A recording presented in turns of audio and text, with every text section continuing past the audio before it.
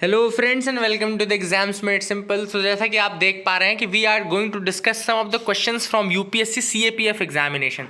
तो चूंकि 10 अक्टूबर को आपको यूपीएससी का एग्जामिनेशन देना है, इसलिए मैंने सोचा कि कुछ यूपीएससी से रिलेटेड क्वेश्चन जो इस साल वो पेपर में पूछ रहे हैं जीएस के, वो अपन डिस्कस कर लें। क्या होता है कि इसी टाइप के क्वेश्चन वो फिर मेंस में आपसे जब सिविल सर्विसेज होगा ना, तो वहाँ पर भी कुछ इस तरीके के क्वेश्चन वो पूछे जा सकते हैं।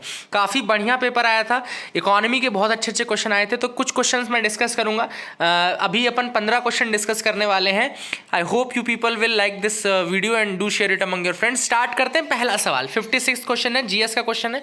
विच of the following statement is not correct. अब यहाँ पे 4 स्टेटमेंट्स दिए हुए हैं। पहला स्टेटमेंट कह रहा है कि when the economy grows slowly than its potential the unemployment rate rises. दूसरा कह रहा है structural employment occurs when the jobs are eliminated by changes in demand for particular goods और ड्यू टू ऑटोमेशन।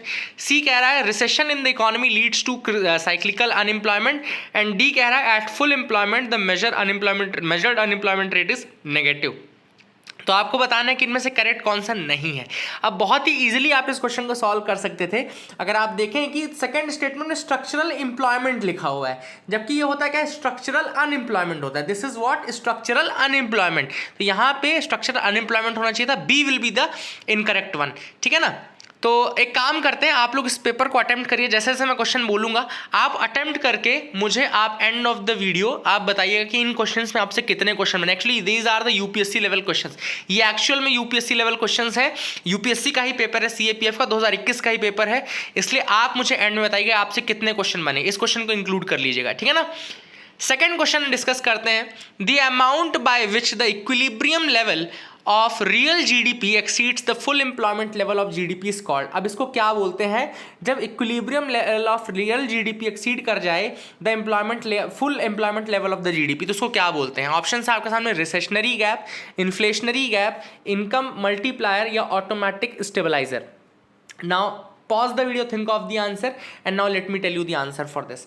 आंसर इसका जो होगा वो होगा बी, इन्फ्लेशनरी गैप। एक्चुअली में देखो होता क्या है कि अभी आपका जो रियल जीडीपी है, सपोज ये रियल जीडीपी है, रियल जीडीपी लेवल जो है, और आपकी सपोज इकोनॉमी फुल पोटेंशियल पे है, फुल पोटेंशियल जीडीपी पे है, उस समय जो एम्प्लॉयमेंट रेट रहता है और ये रियल वाला, इनके बीच का जो गैप रहता है ना, उसको इन्फ्लेशनरी गैप बोलते हैं।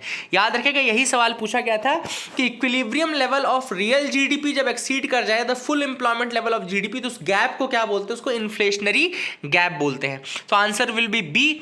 तीसरा सवाल है, for anything to be recognised as money it needs to have which of the following characteristics.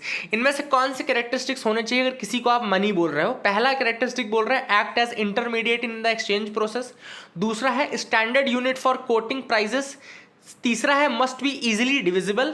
चौथा है have higher value in alternative uses. तो pause the video, think of the answer. बिना option देखे आप थिंक करिए, सोचिए बिना option देखिए, है ना।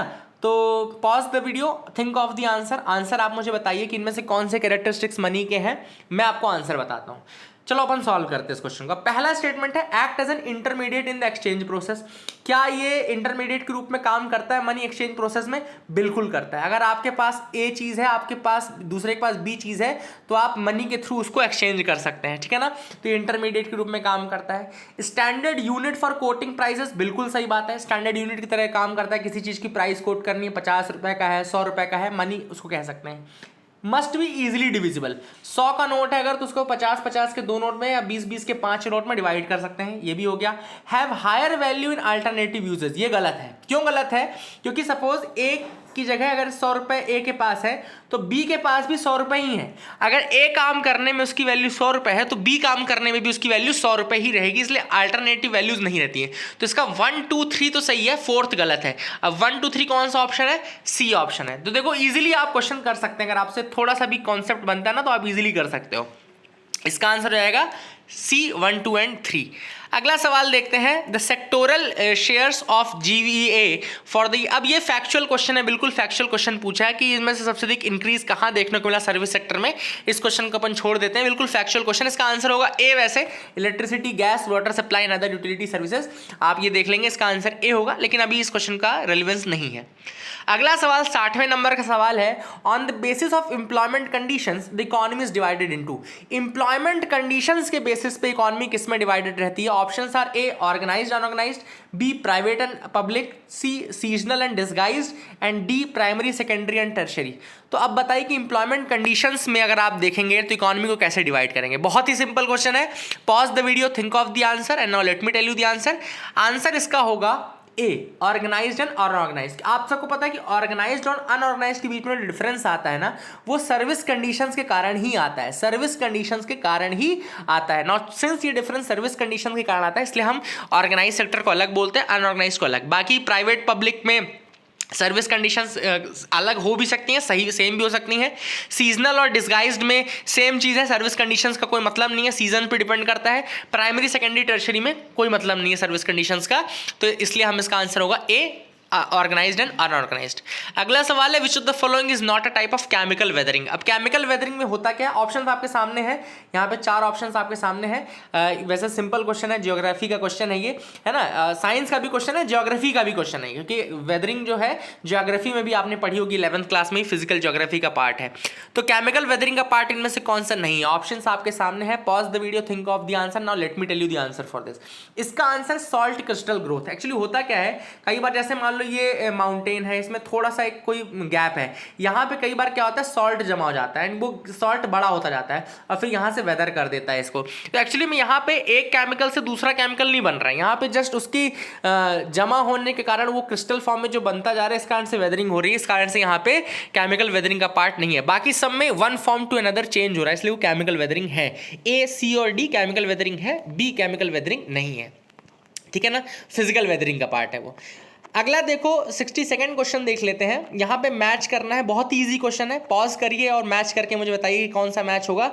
यूरल लिखा है, अपलाशियंस लिखा है, ड्रैकेंसबर्ग लिखा है, एंडीज लिखा है। अगर आपको सिंपल सा फंडा पता है, अगर आपको सिर्फ यूरल और अपलाशियन भी पता है ना, तो आप इस क्वेश्चन को कर लेंगे। अपलाशियन आपका है नॉर्थ अमेरिका में, आप सबको पता होना चाहिए। यूरल आपका रशिया में है, मतलब कि ए का 3 है, बी का 4 है। सिंपल है, ए का 3 बी का 4, सिर्फ एक ऑप्शन है ए का 3 बी का 4, यानी कि बी यहाँ पर करेक्ट होगा, क्योंकि यहाँ पे ए का 3 बी का 4 है, बाकी अपने आप सही हो जाएगा, ठीक है ना। अगला सवाल question number 63, which of the following are the main types of iron ores which are found in India. India में पाए जाने वाले main types of iron ore कौन कौन से हैं? First is haematite, second is magnetite, third is limonite and fourth is siderite. अब आपको बताना है इनमें से मेन टाइप कौन से इंडिया में पाए जाते हैं। Options are 1 and 2, 2 and 4, 1, 2 and 4 या 1 and 3। Pause the video, think of the answer, now let me tell you the answer for this. इसका जो करेक्ट आंसर होगा वो होगा ए, यानी कि हीमाटाइट और मैग्नेटाइट। सबने पढ़ा होगा, आप सबने एनसीईआरटी में ही दिया हुआ है ये। 1 and 2 are the major types of iron ores which are found in India, ठीक है ना। 64th क्वेश्चन देखते हैं, आसन कंजर्वेशन रिजर्व कहाँ लोकेटेड। अभी देखो करंट का क्वेश्चन है, ये मैंने पढ़ाया हुआ है। करंट का क्वेश्चन जो भी आया है वो सब अपन ने करंट अफेयर्स में डिस्कस किया है। आसन कंजर्वेशन रिजर्व के बारे में मैंने आपको बताया था कि ये उत्तराखंड का पहला रामसर साइट है, first Ramsar site of Uttarakhand, ये आसन है। तो ये आपको आंसर होगा B, Uttarakhand will be the correct answer for this. Question number 65, आपके सामने 2 स्टेटमेंट है अर्ली सिख गुरुज के बारे में एंड दूसरा है अर्जन देव के, गुरु अर्जन देव के बारे में ही दोनों स्टेटमेंट है। आपको बताना है कि कौन से स्टेटमेंट सही है। पहला स्टेटमेंट कह रहा है the early Sikh gurus were religious preachers and did not interfere in politics but Guru Arjan extended his good wishes for the rebel prince Khusro.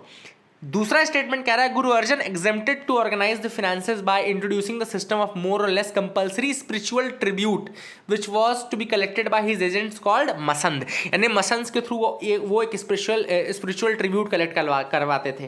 तो इनमें से कौन से स्टेटमेंट सही है, 1, 2, बोथ या none? Pause the video, think of the answer. The correct answer for this will be C, यानी दोनों ही स्टेटमेंट सही है गुरु अर्जन देव के रिगार्डिंग। इसका आंसर होगा सी। 66th क्वेश्चन है, कुतुब मीनार जो थी ओरिजिनली 4 स्टोरीड बिल्डिंग थी। कुतुब मीनार जब स्टार्टिंग में बनी थी तो 4 स्टोरी बने थे उसमें। बाद में 2 स्टोरीज और किसने बनवाई थी? 5th स्टोरी किसने बनवाई थी? आज सॉरी 5th स्टोरी इसमें से किसने बनवाई थी? ऑप्शन था ए बलबन, बी अलाउद्दीन खिलजी, सी मोहम्मद तुगलक या डी फिरोज शाह तुगलक। आपको बताना है इनमें से किसने 5th स्टोरी बनवाई थी और इसकी हाइट बढ़ाई थी।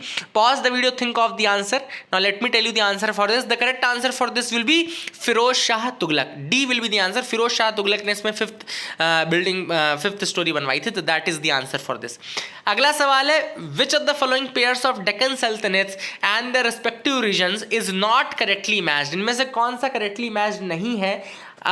ऑप्शंस आर, पहला है निज़ाम शाही बीजापुर, बी है बरीद शाही बिदार, सी है कुतुब शाही गोलकोंडा, या डी है इमाद शाही बेरार। तो एक्चुअली में ये सब जो ये आपका बहामनी एम्पायर था, तो बहामनी एम्पायर के 5 पार्ट्स थे, उनमें से ही ये पार्ट्स हैं सारे। Pause the video, think of the answer. Now let me tell you the answer one by one. आप याद कर लीजिए, इमाद शाही की बेरार कैपिटल थी, बिल्कुल सही है। कुतुब शाही की कैपिटल गोलकोंडा थी, बरीद शाही की कैपिटल बिदार थी, और निज़ाम शाही की कैपिटल थी अहमदनगर। याद रखिएगा, निज़ाम शाही की कैपिटल थी अहमदनगर, इसलिए बीजापुर गलत हो जाएगा। आपके लिए सवाल है कि बीजापुर किसकी कैपिटल थी, that is the question, Bijapur किसकी कैपिटल थी, आप मुझे बताइएगा। इसका आंसर होगा ए इज नॉट करेक्टली मैच्ड। 68वां सवाल है, 68th क्वेश्चन है, अकबर के जब्ती सिस्टम के बारे में 2 स्टेटमेंट दिए हैं, ए एंड बी, आप सबको दिख रहा होगा। फर्स्ट स्टेटमेंट कि under Akbar the system of zabt was established in large area from Punjab to Awadh. दूसरा स्टेटमेंट कह रहा है 17th सेंचुरी में zabt system lost the ground to the system of kankut. इनमें से कौन सा स्टेटमेंट करेक्ट है, 1, 2, बोथ या none? Pause the video, think of the answer and now let me tell you the answer. इसका जो करेक्ट आंसर होगा ये होगा ए, यानी कि 1 ओनली, क्योंकि दूसरा गलत है। कानकूत का सिस्टम खुद अकबर के टाइम पे ही था, तो 17th सेंचुरी में उसका रेलिवेंस बढ़ना ये कोई मतलब नहीं है ना। तो इसका आंसर होगा ए, 1 ओनली। 70th क्वेश्चन, जो लास्ट क्वेश्चन आज हम अभी डिस्कस करने वाले हैं कि इनमें से कौन सी ऐसी बॉडी है जो कि स्पीकर के इलेक्शन की डेट फिक्स करती है। ऑप्शंस है प्रेसिडेंट ऑफ इंडिया, बी है the minister of parliamentary affairs, C है the secretary general of the Lok Sabha, deputy speaker of the Lok Sabha. इनमें से कौन फिक्स करता है इलेक्शन ऑफ द स्पीकर की डेट, ठीक है ना। तो the correct answer for this will be A, the president of India. याद रखिएगा, the president of India actually fixes the date for this. President of India इनमें से फिक्स करता है the date of speaker of the Lok Sabha. तो ये 15 सवाल थे जो अपन ने अभी डिस्कस किए। These are all UPSC level questions. I hope you got clarity. अपने मार्क्स आप जरूर लिख करके बताइएगा कि कितने आपके आए। बाकी के क्वेश्चंस हम डिस्कस करेंगे एक करके। Till then that is it. Thank you and have a nice day.